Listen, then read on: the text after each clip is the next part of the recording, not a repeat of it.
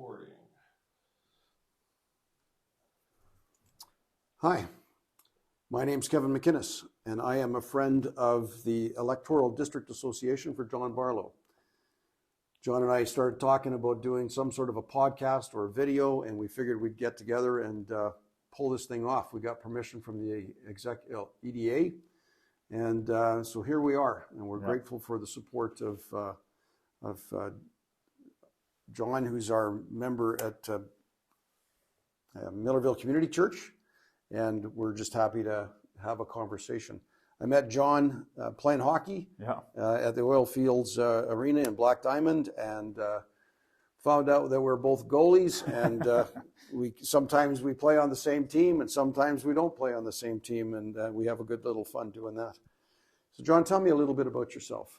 Well, thanks, Kevin. I really want to thank you, especially for offering to do this, and Millerville Community Church for hosting us, and certainly the Foothills Electoral District Association for their support, for supporting this as well. And this is such an important tool, I think, for us to be able to connect with our constituents here in Foothills, talk about the issues which I know Foothills constituents are talking about at the dinner table every single night. Yep, and sure. This is also an opportunity for us to inform our constituents about some of the things that we're doing as an EDA. But certainly what I'm doing as a member of Parliament. I've been the member of Parliament of this riding for about 8 years. Yeah. I'm also the Shadow Minister for Agriculture and Agri-Food, which is a huge responsibility, but a role that I take seriously and I enjoy a great deal. It's been an incredible 8 years. It's gone very fast, but I'm certainly looking forward to what the future brings as well. So what got you into politics in the first place? Why did you become a member of Parliament? It's a question I get a lot, and I think people expect there to be this big epiphany that I had this dream in the middle of the night that this is what I want to do, and it didn't happen that way at all. It's really much more humble beginnings than that. And when my predecessor Ted Menzies retired, Yes. And he was a fantastic representative, I just had a lot of people, friends, and even people I didn't know, approached me and asked if this is something that I would be interested in doing. They felt I would do a good job. And I believe, being a journalist in this area for more than 20 years with the local newspapers, people trusted me. They knew I had integrity. I knew the issues. I knew the people. I've been telling the stories of residents here for more than 20 years. So when people who you respect and trust come forward and put their trust in you, it was something that I believe I had a calling to do. And my wife, who's such an important part of my team, and I certainly wouldn't be here without her. No. Said this is something you should do. I believe if you don't do this, you'll regret it for the rest of your life. And she was right, and it's been an incredible ride. I saw a picture of you and your daughter out playing around for the video that's HBO or something. We went to the HBO series The Last of Us.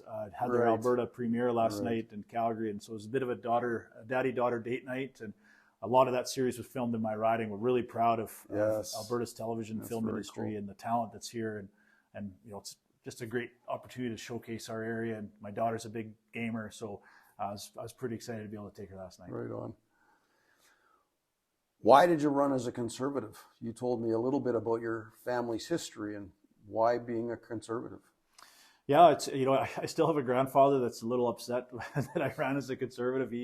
He's a big NDP. He was a union guy for all of his life. He just passed away at 93 last year. But I know he's proud of me. But he would still say, I wish you would change parties. But I always felt the pull to the conservative side. I'm a fiscal conservative. Yeah. The value of dollars always meant something important Yes. to me. We didn't grow up with a lot of money, and my wife and I have always, made sure that our family and our community came first. So that was always a big part of that.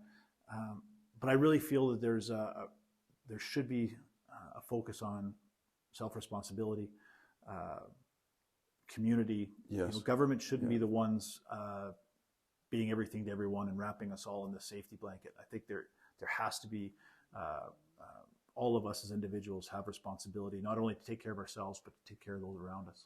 You mentioned something about the difference between the different political parties. How would you describe the difference between being a Conservative versus a Liberal, maybe even what it means to be NDP? Mm-hmm. Well, I think the best way that I've heard it described to me is, as a conservative, you feel an equality of opportunity. As a liberal and NDP, it's an equality of outcome. And what I mean by it when I say that is, as a conservative, you want every Canadian to have the opportunity to do better. Right. But so you remove the obstacles, you remove the gateway. The government is there to be supportive, but not to be everything.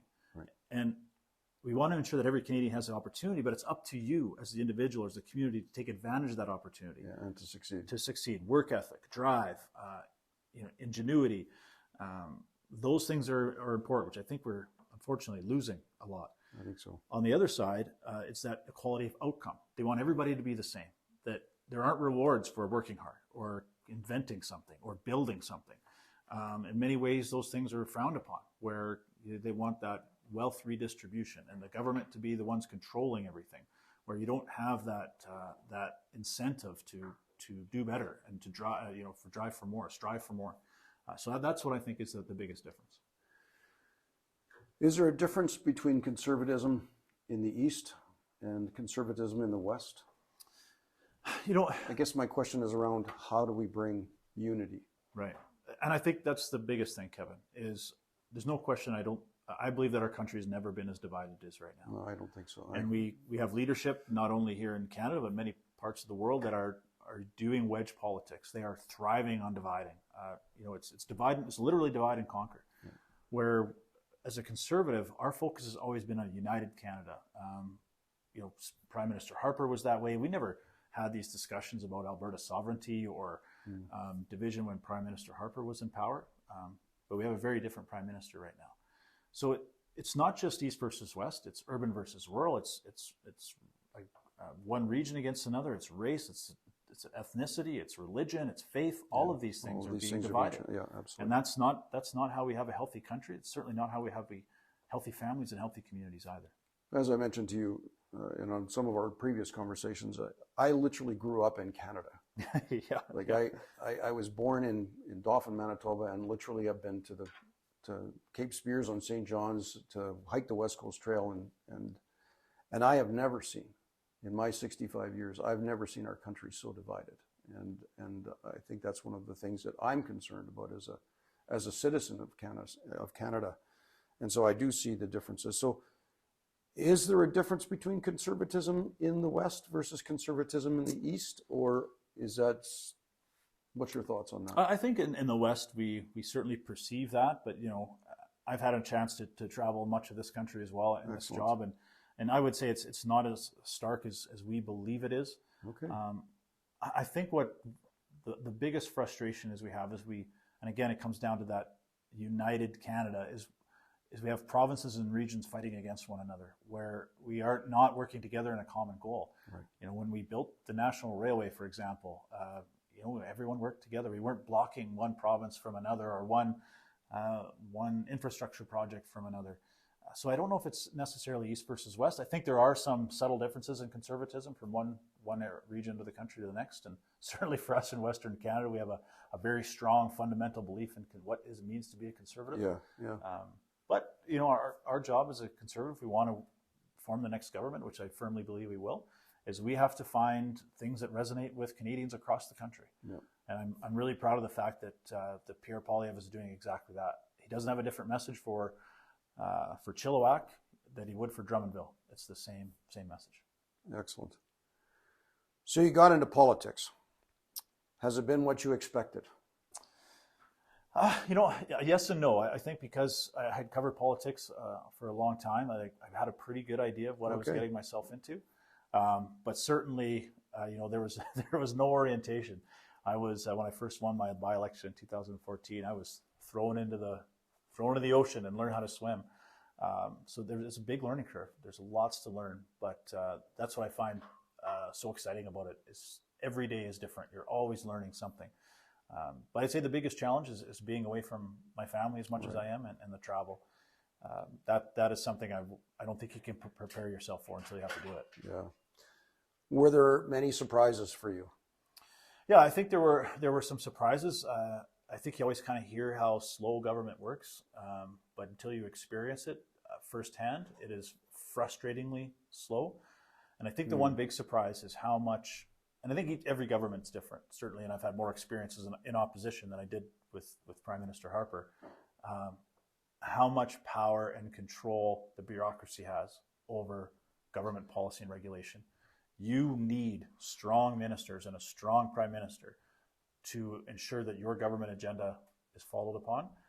I don't think, well, firsthand, we don't have that right now, where I believe that we have a very tight prime minister's office and a very powerful public service and bureaucracy that is driving policy, and it's not coming from where it should be, and that's the elected officials being the voice of their constituents. So I've heard Pierre Poilievre talk about the gatekeepers. Right. Is this what you're referring to? Absolutely. It's a huge part of it. We have to have the decision making back to where it should be, and that power should be within the elected officials, who are that direct connection to our constituents, who are the ones that are feeling the impact of these decisions that are being made. And we see that time and time again, where policy is being thrust upon Canadians, and we know it is not based on the data, it's not based on sound science, or really in many cases what the vast majority of Canadians want. This is being driven by a small number of activists who are implanted in all parts of the government departments and the ministers' offices, and that's not healthy, and that continues to drive those wedges into our communities. Hugely. So, do you love your job? Yeah, I don't want it to be all doom and gloom, Kevin, for sure. This has been an incredible experience, and I love this job. I wouldn't keep doing it if I didn't still love it. And I've always told myself and my wife that the day that I stop having goosebumps walking up the hill and seeing the Peace Tower and the Canada flag, when I lose that, then I'll know it's time to step aside. Or when I have a community event on a Saturday night where you're dog tired and I don't want to go, then I'll know it's time to step aside. But I still get excited every single time I get out in the community and see people and find out what's going on and have that connection. I think a big part of this is I love being around people and having conversations about issues that are important to them. When I lose that, then I'll know it's time. I went to one of your meet and greets recently in Okotoks, and Deborah and I, was the first time we'd ever gone to anything like that. And it was really fun for us too. You have some excellent people around you, and it certainly seems that your community really appreciates you and what you're doing. So that was fun for us. So I can see how that would be something you would really enjoy. Are there some things that you really dislike? Well, first, I am truly blessed to have an amazing family and an amazing team around me. My staff in the offices, but certainly our EDA as well. Incredibly talented people. And I love the fact that the two meet and greets that we've had so far in Okotoks and Black Diamond sold out. Yeah, fast. Sold out fast. And we had so many new people that we haven't seen at events before, a lot of young people, new people to the area. Our riding has 7,600 conservative members. Thank you. I'm glad you brought that up, because I was actually going to bring that up. This is the largest group in Canada, correct? We have the largest number of conservative members in any electoral district in Canada. Yeah. And they're incredibly generous. Yeah, we have very supportive, certainly when it comes to election time and fundraising and those types of things. And we really want to keep them engaged and feel that they are needed and they are welcome to be part of the process. And those are what our meet and greets have been, is just a way for us to say thank you. And this is one of the biggest reasons why we're doing this YouTube and podcast, right? So that you can stay connected to this larger group of people that need to be aware of what you're doing. And I think that's really important. What are you hoping to accomplish in your time as an elected official? And then along with that, well, maybe we'll just ask that question first, and then I'll ask the next question after. Sure. I think... everybody kind of goes into maybe not everybody, but you kind of go into these things hoping that at the end of your run, whenever that is, that you can look back at your time and say, yeah, I accomplished something. Yep. Now, it may not be bricks and mortar. You may not build a hospital. You may not build a highway. Yep. But I'm very proud of the fact that I have a well-respected team in our offices. A lot of people don't realize that we deal with a lot of immigration, a lot of tax issues, and I know wherever I go in the riding, I'll have a new Filipino family come up and, almost in tears. Thank you for helping us getting our immigration papers figured out, or allowing us to bring our family over. Those are the little things that just give me a thrill every single day. And the congratulations goes to my staff and my team and how hard they work. But I think if I can leave this when my time is done and still have the respect and the trust of my constituents, so that they know I was a strong voice for them and that I represented them, not the other way around, I believe it'll be successful. There are certainly, I've had a private members bill on the floor in the House. I've sponsored a couple that looks like they'll be passed. But right now, certainly being a voice for agriculture across Canada, I think I've done a good job with that. Yeah, that's hugely important. Yeah, right across the country. And right. I think that's important for our EDA members to know, is that you have been really busy traveling this country. And so you're not just representing Foothills, but you're actually going out and engaging the community in all of Canada. Yeah, I'm wearing a couple of different hats right now. Yes, you are. Yeah. Yes, you are. What bills are being presented that affect what you hope will be accomplished during your time? Well, we've had some nice wins, and that's hard. Not often you can say that when you are in opposition, as we have been for the last 7 years. But we've got the C234, which is a private members bill that I've sponsored, that is going through, or seconded, that will eliminate the carbon tax from farm fuels. That will have a huge impact for us. For sure. We've worked very hard on that. We have the support of all the opposition parties, the Bloc, the NDP, even the Green Party supportive. The only party that's not is the Liberals, and not a surprise. So that will have a huge impact on my constituents. So we're so close to the finish line. We've got to get it through third reading in the Senate, which I hope to get done before this winter and spring sessions are over. That will be huge for my riding.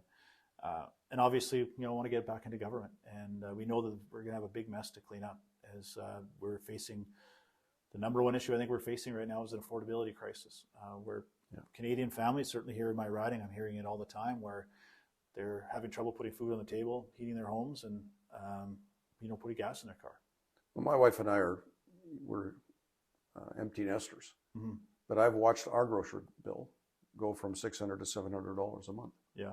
Right, that's $100 in just a very, very short period of time in the last 6 months. Yeah.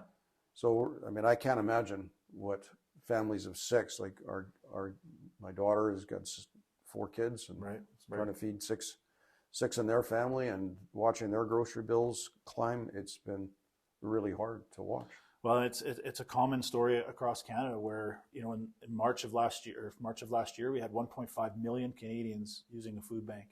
Wow. It's hard to believe in a developed country, a G7 country, where you have such a high number of your population having to depend on a food bank to just get by, or a quarter of Canadians skipping meals because they can't afford to feed their family.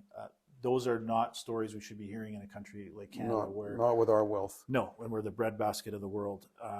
And this is directly, Canadians need to understand that there are consequences to liberal policies, which are massive overspending, massive debt. This leads to high inflation, high interest rates, and Canadians are feeling it. Yes, we are. What do you think the 2023 will be like for Parliament in Canada? Well, I think this is a very important year for the House of Commons and for Canadians. Over the next several months, there's going to be a very stark choice for Canadians to make. And it is going to be based on those issues which I just spoke about. Are Canadians going to continue to want to follow a prime minister who is tired, corrupt, incompetent? Canada's broken. We've seen the disaster of the travel chaos in the spring and the winter. People can't get passports. We can't get the Nexus offices back open. Inflation is 15%. Food prices are likely even higher than that. I saw a Twitter of a chicken in Ontario, 2 chicken breasts, $37. Holy Mackinac. So that's the choice. Do Canadians want to continue to go down that high spend, high debt, high cost of living road? Or do they want to go down a road where there's going to be some fiscal responsibility, a government that they can be proud of, that is going to be strong, responsible, and competent? That is a stark choice, and Canadians are going to have the next several months to make that choice. As a citizen, and I've never been involved in politics. Right. Didn't want to be involved in politics. And yet here you are. Well, the reason why I'm here, though, John, is because I have never been so embarrassed by the leadership of our country in my entire life. And 65 years has been around long enough to be able to see different forms of government and how it's been run. And I've never been more disappointed. And I felt like I had to do something. I couldn't just sit and write letters anymore. Right. I needed to get involved. And I know that I'm not the only one that feels this. There's a lot of people that are feeling this. And what I'm encouraged by, and I hope you're seeing, is that average citizens are starting to get involved. There's no question. During our conservative leadership race, the party sold 650,000 memberships. Never before. That is, a number I would never even fathom. Yeah. At the height, we would have 150,000 members. Yeah. So that is a very strong message to every politician of every partisan stripe across Canada that Canadians are disgruntled. They are frustrated. Yeah. And I'm really encouraged because they could go two ways. They could go one of two ways. They could just say, throw their hands up and say, I'm done. I'm finished. I don't want nothing to do with any of you. And don't vote. Or don't get involved. But clearly, as through our leadership race and with our 7,600 members here in Foothills, many Canadians have gone the other way and say, we need to get involved. We cannot sit on the sidelines any longer. And that is really encouraging to see. And I was on Pierre's leadership team and I saw you there. Went to a lot of rallies with him, and it was incredible, the energy and the enthusiasm that was there. So I think that really bodes well for our future as a conservative movement and a conservative party. But I hope Canadians feel some optimism there as well, is that there is a government in waiting, a prime minister in waiting in Pierre Poilievre, who is going to turn hurt into hope, unite this country again, and not be the can't-do Canada, but be the can-do Canada that we all want. I was at the Spruce Meadows thing with Pierre Poilievre, and those were some of the very first things that Deborah and I started getting involved in. Like I said, I've never been involved in politics before. Yeah. But it was so exciting. Like it was fun to be at and to see so many of my friends there and participating and actively wanting to get involved because they're all saying we can't sit back anymore.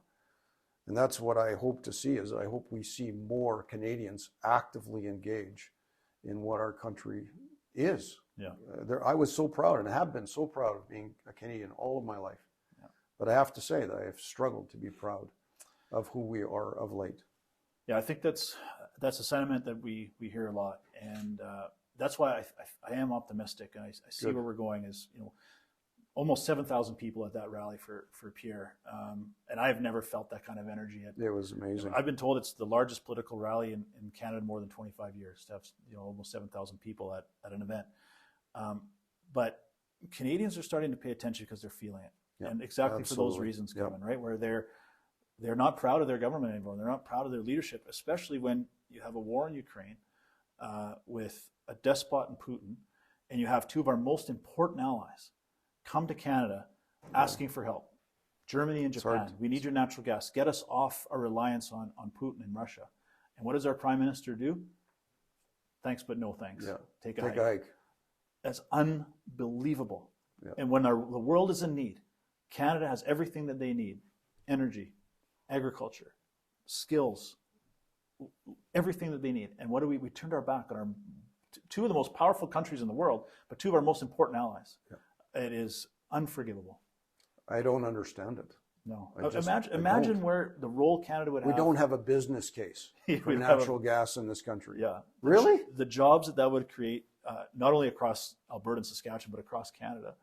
But imagine where Canada would be in the globe right now with everything that's going on if we had pipelines, if we had LNG facilities, if our agriculture wasn't dealing with carbon taxes and fertilizer emissions reductions.